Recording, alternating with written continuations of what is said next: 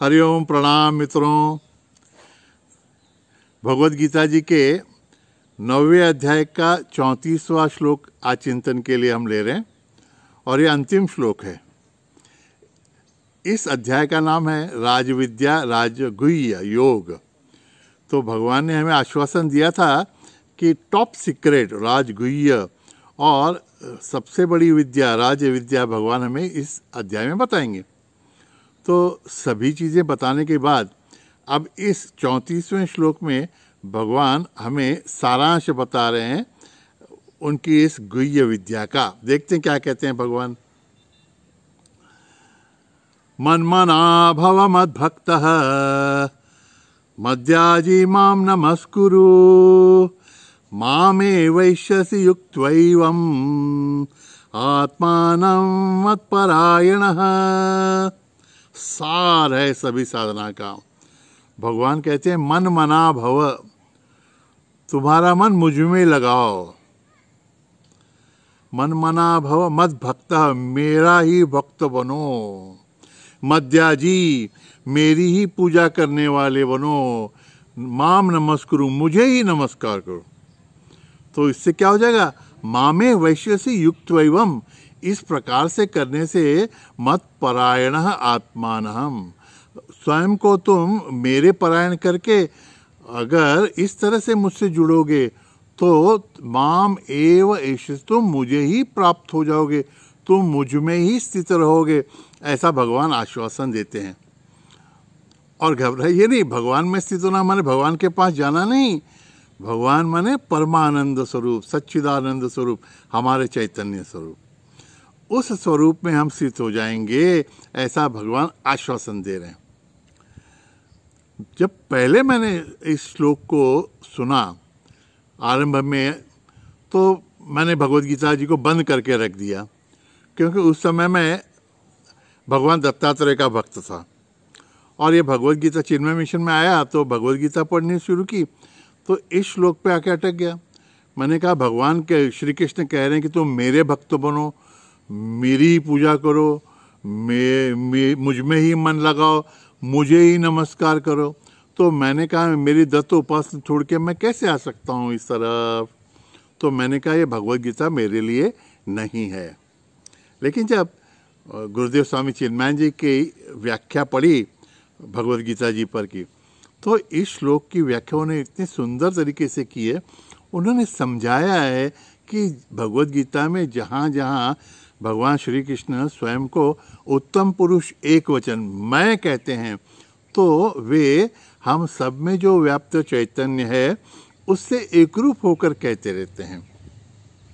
तो जब भगवान कहते हैं कि बच्चों तुम मुझ में ही मन लगाओ, तुम मुझे ही नमस्कार करो, मेरी ही भक्त बनो, मेरी ही पूजा करो, तब भगवान बहुत इजी और बहुत अच्छी साधना हमको बताते रहते हैं।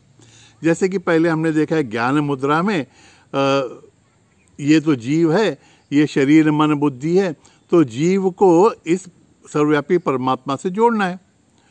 तो इसके लिए जीव को इस शरीर मन बुद्धि से डिटैच होना पड़ता है परमात्मा से जुड़ने के लिए, और यही सबसे कठिन अवस्था है। तो भगवान कहते हैं बच्चों, अरे कठिनता के मार्ग से क्यों जाते हो, क्यों स्वयं को शरीर मन बुद्धि से डिटैच करने का प्रयत्न करते हो। तुम तुम्हारे शरीर मन बुद्धि के साथ पूरे ही मुझसे जुड़ जाओ। कितनी अच्छी संकल्पना है देखो भगवान की।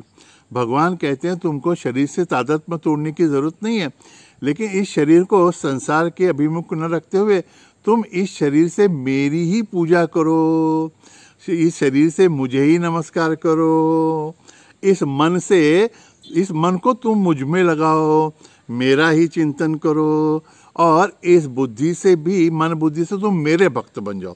तो जब इस शरीर मन बुद्धि को तुम मुझ में लगाओगे तो तुम मुझ में ही स्थित हो जाओगे। इतनी सरल सी बात भगवान हमको समझाने का प्रयत्न करते हैं। और देखिए, अगर योग्य गुरु हमें नहीं मिले और हम हमारी बुद्धि से ही अर्थ लगाने लगे तो कितना विपर्यास हो जाता है हर बात का। और अगर हम सगुण के उपासक हैं, जैसे मैं पहले दत्त भगवान का था, तो उसमें भी हमको ध्यान में रखना है कि हम मूर्ति, चित्र, प्रतिमा किसी की भी रखें, ये हमारे सद्गुरु ने तो एक बात कह दी थी, उन्होंने उनका जब फोटो मुझे दिया तो उन्होंने कहा इसका भी तुम ध्यान करो तो भी चलेगा, लेकिन ध्यान में रखना ये प्रतीक ओंकार का प्रतीक है। तो सभी संत सद्गुरु यही समझाते हैं कि तुम किसी भी प्रतीक को लो, वह तुम्हारा प्रतीक जो है परब्रह्म परमात्मा को होना चाहिए। और फिर शुरुआत में भी सगुण साकार की उपासना तुम्हें मन एकाग्र करने में सुलभता देगी, इसलिए उसी को भगवान समझ के तुम पूजो, उसी को नमस्कार करो, तो तुम्हारा मन इतस्ततः नहीं भटकेगा। तो पहले जो मुझे बात समझ में नहीं आई, फिर जब गुरुदेव का स्पष्टीकरण इस पे पढ़ा तो पता चला कि भाई हम किसी को भी नमस्कार करें, हमारे इष्ट देवता को ही वो नमस्कार होते रहता है। फिर उस श्लोक का अर्थ ध्यान में आया कि वो कहते हैं ना, सर्वदेव नमस्कारः केशवं प्रति गच्छति, आकाशात् पतितं तोयं यथा गच्छति सागरम, सर्वदेव नमस्कारः केशवं प्रति गच्छति। वो केशव कौन है? वो हमारे श्री कृष्ण है। और वो श्री कृष्ण कौन है? जो हमारे आत्मस्वरूप हैं, चैतन्य स्वरूप हैं। तुलसीदास जी भी ऐसे अड़ गए थे 2 बार सगुण साकार के रूप में। बहुत अच्छी कथा है और उद्बोधक है। तो एक बार वो गए थे वृंदावन और वहाँ पे मूर्ति देखी भगवान की, तो श्री कृष्ण की मूर्ति नेचुरल है, और वो बंसीधारी थे। तो तुलसीदास जी को ये पसंद नहीं आया, तो उन्होंने भगवान से कहा कि अरे ये कैसा तुमने कहा, कहाँ छवि रूप भगवान, तुमने ये छवि कैसे ले ली है? मैं तो तुम्हें ऐसे स्वरूप में नहीं नमस्कार करूँगा। तुलसी मस्तक तब नवै जब धनुष बाण लो हाथ। तुम ये मुरली लेके खड़े रहोगे तो मैं तुम्हें नमस्कार नहीं करूँगा। और भगवान के राम जी के प्रति तुलसीदास जी की इतनी दृढ़ निष्ठा थी कि लोग कहते हैं कि श्री कृष्ण जी की मूर्ति की जगह उन्हें प्रभु रामचंद्र जी की मूर्ति दिखी और फिर उन्होंने नमस्कार किया। हमारी भक्ति दृढ़ है तो मूर्ति भी हमारी इष्ट का रूप ले लेती है। दूसरा एक उदाहरण देते हैं, तुलसीदास जी गए थे जगन्नाथपुरी, तो वहाँ पे दर्शन, लोगों ने कहा जाइए, तो दर्शन लेने के लिए गए तो बड़े निराश हो गए। तो बोले ये क्या मूर्ति है, हाथ नहीं पैर नहीं, तो उदास हो गए।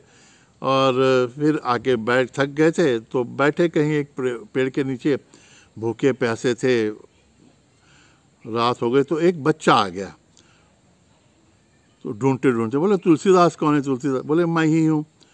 तो बोले ये आप प्रसाद लाया है आपके लिए, ले लीजिए, ये जगन्नाथ जी का प्रसाद है।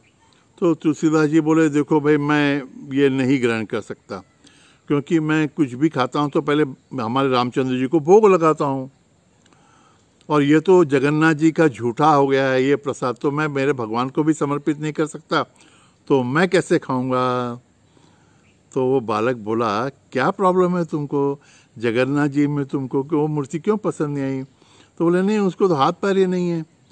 तो उस बालक ने कहा कि तुमने भी तो रामचरितमानस में वर्णन किया है ना, बिनु पद चले सुने बिनु काना, हाँ, कर बिनु कर्म करे विधि नाना, आनंद रहित सकल रस भोगी, ऐसा सब वर्णन तुमने किया है। तो तुमने ही तो भगवान को कहा है कि तुम हाथ पैर रहित हो, आनंद रहित हो। तो तुलसीदास बोले नहीं नहीं ये सब ठीक है, मुझे मेरे राम जी ही चाहिए। तो बालक बोला जाके देखो तो वो तुम्हारे राम जी ही हैं, और तुमने जैसा वर्णन किया है बिनु पद चले वैसे वो हाथ पैर रहित राम जी ही हैं वहाँ पर।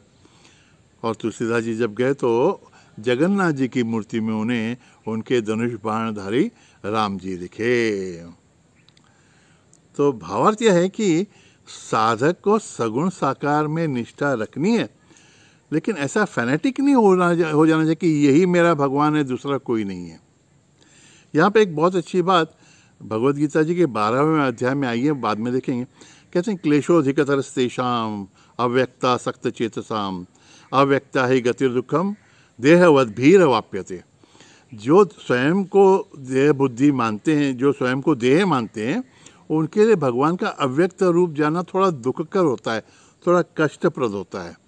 तो हम जब स्वयं को देह मानते हैं, हमारी देह बुद्धि है, तो भगवान को भी एक देह में देखना, सगुण साकार में देखना हमारे लिए सुलभ रहता है।